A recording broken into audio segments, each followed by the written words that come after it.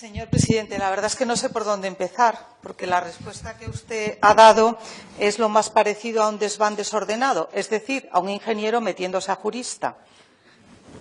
Estoy bastante acostumbrada. A lo largo de mi vida y de mi trayectoria tuve ocasión de hablar jurídicamente con no pocos ingenieros y no suelen acertar, por aquello de zapatero a tus zapatos. Pero verá, yo conozco perfectamente lo que ha sucedido porque, a diferencia de usted, suelo estar bastante en la Cámara.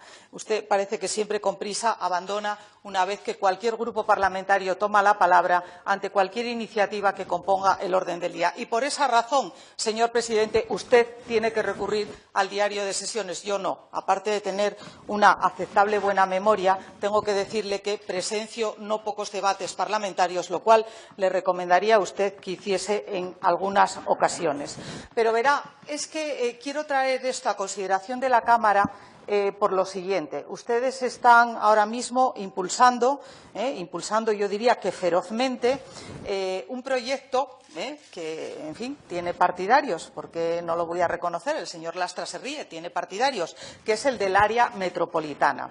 Y resulta que le dan portazo, le dan la espalda absolutamente a los 9.000 asturianos que viven en las parroquias rurales, en los núcleos de población. Porque verá, si usted, señor presidente, en lugar de estar cómodamente instalado en su despacho, en los actos a los que lo invitan o no, protocolariamente hablando, vale más acudir menos a esos actos protocolarios, se lo aconsejo, y recorra Asturias. Recorra la Asturias rural, la Asturias que tiene muchísimas necesidades y a la que ustedes, los socialistas, les han dado una y otra vez la espalda, año tras año, gobierno tras gobierno. Porque verá, si usted recorriese Asturias, en lugar de estar cómodamente, como digo, instalado en su despacho por el tiempo que le queda de mandato, usted sabría que la Asturias rural, la de las parroquias rurales, la de los núcleos de población, tiene necesidades.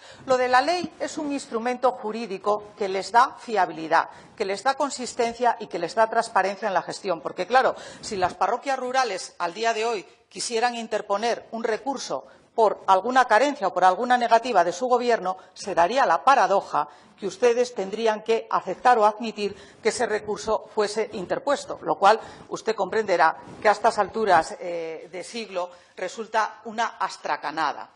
Y les pasan cosas como a todos, que tienen necesidades, pero es que el otro día se publicó en el Boletín Oficial del Principado de Asturias la línea estratégica de subvenciones de la consejería de la que dependen, que es de la Consejería de Hacienda. ¿Sabe usted a qué fastuosa cantidad, si hacemos un prorrateo de las 39 parroquias asturianas, tocan esos 9.000 asturianos y esas 39 parroquias? A 1.000 euros al año. A 1.000 euros al año.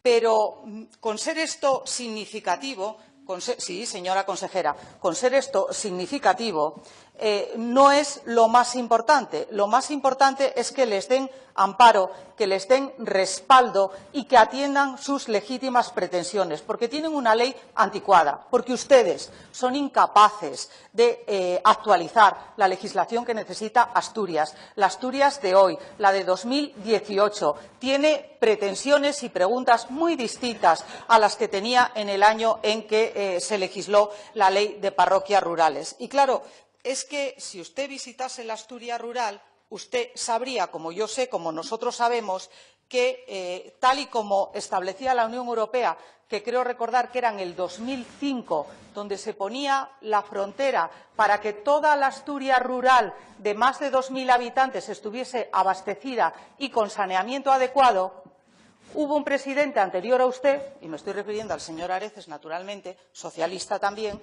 que dijo no, vamos a ser más grandes que nadie. Y como no cumplimos en el 2005, vamos a establecer un plan de saneamiento al 2013.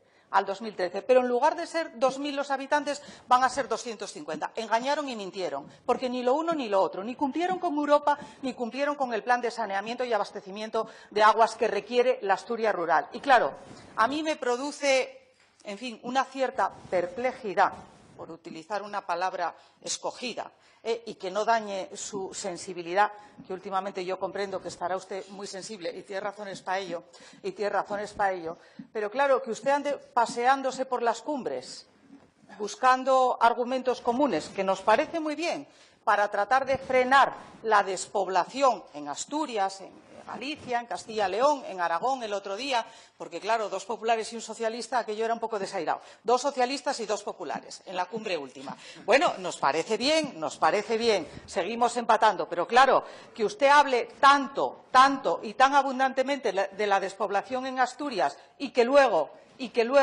sean eso, erudiciones de salón, charlas y conferencias, que es en lo que usted está especializándose últimamente. Pero, señor presidente, patee Asturias, conozca las necesidades de los asturianos y que no le importe si le invitan o no le invitan a los actos protocolarios.